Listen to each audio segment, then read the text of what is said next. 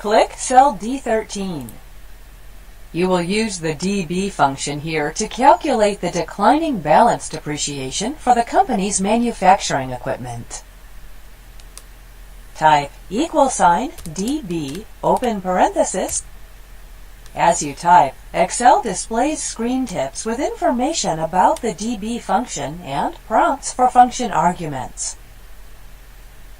Click cell D5 to enter the cost argument. Press F4.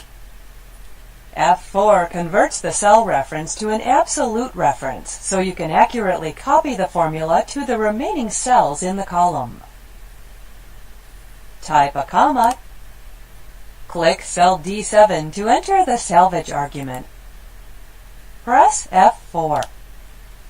Type a comma. Click cell D6 to enter the life argument. Press F4. Type a comma to continue. Click cell B13. You are calculating the depreciation for year 3 in the depreciation cycle. Type close parenthesis. Press Enter.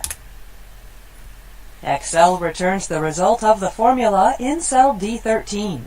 Note that with declining balance depreciation, the depreciation value decreases each year.